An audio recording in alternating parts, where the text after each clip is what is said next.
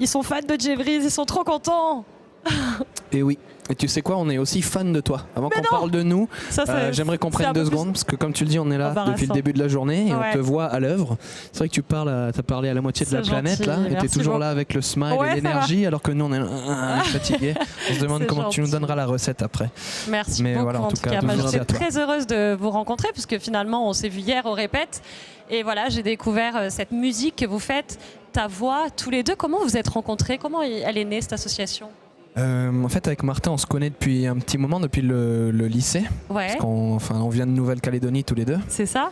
Et donc on se connaissait un petit peu au lycée, mais on a toujours joué dans des groupes un peu différents. Ouais. Et donc on voyait de loin, quoi.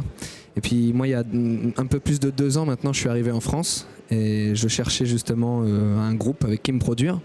Et il se trouve qu'à ce moment-là, je venais de sortir une vidéo que Martin a vue et il m'a envoyé un petit message en mode super, mon frère, Martin, la vidéo. depuis la Nouvelle-Calédonie, tu lui as écrit? Non, Non, lui, t'étais déjà ici aussi? Non, mais c'est une histoire marrante parce que à ce moment-là, en fait, on se connaissait depuis le lycée. Puis moi, j'étais parti en France et Jason en Australie. Et en fait, on s'est un peu perdu de vue.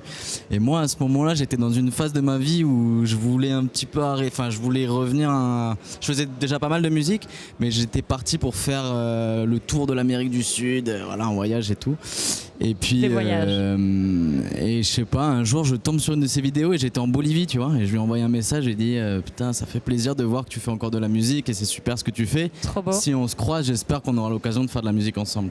Et sur ce, je lui ai répondu, ça tombe bien, j'ai besoin d'un bassiste et tout. Et Extra. voilà, c'est parti comme ça. Donc vous vous êtes retrouvés et là vous avez vraiment, c'est une symbiose en fait, ça marche tellement bien tous les Ça deux. marche très bien. Moi, j'avais déjà beaucoup de chansons que j'avais écrites dans mon coin.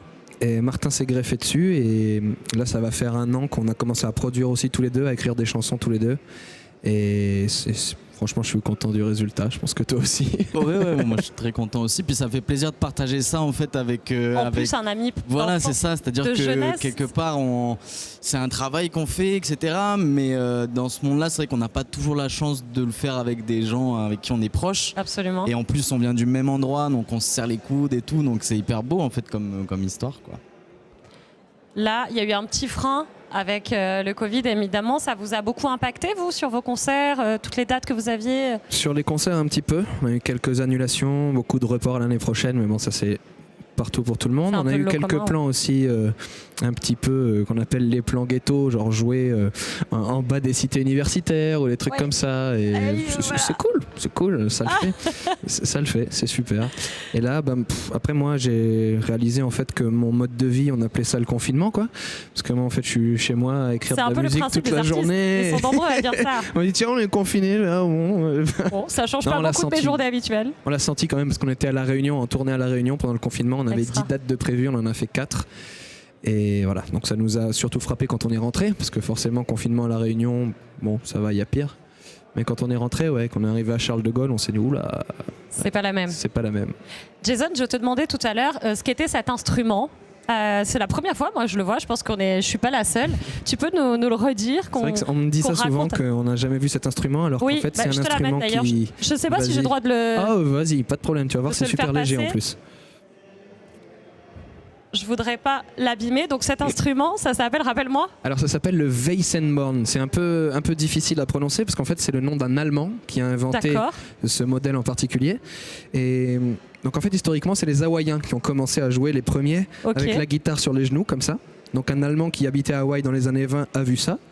Et il s'est dit super, je vais créer un modèle optimisé pour jouer. Donc on a des cordes qui sont très hautes par rapport aux manches et on a un manche creux.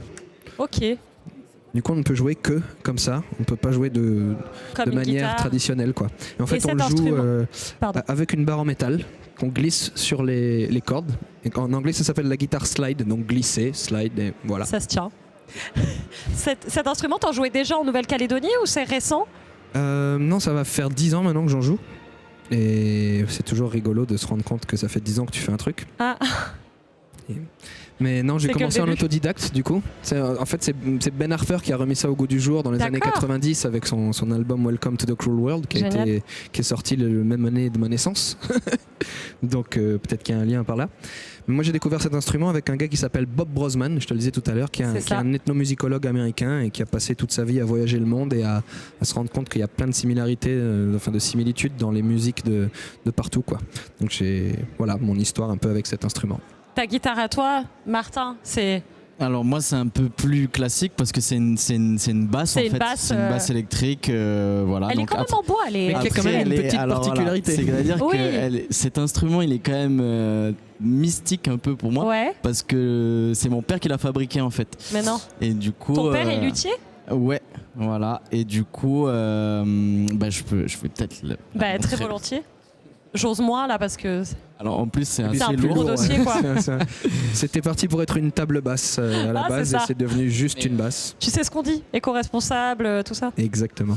Mais ouais, donc cette basse en plus j'ai eu la chance parce que mon père est en Calédonie et du coup j'étais de passage là-bas et en fait j'ai réalisé la basse avec lui, donc j'ai vu vraiment tout le processus, tu vois.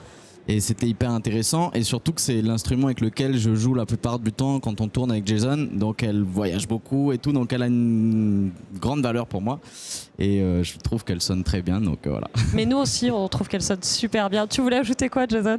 Non, je faisais mon petit hé hé.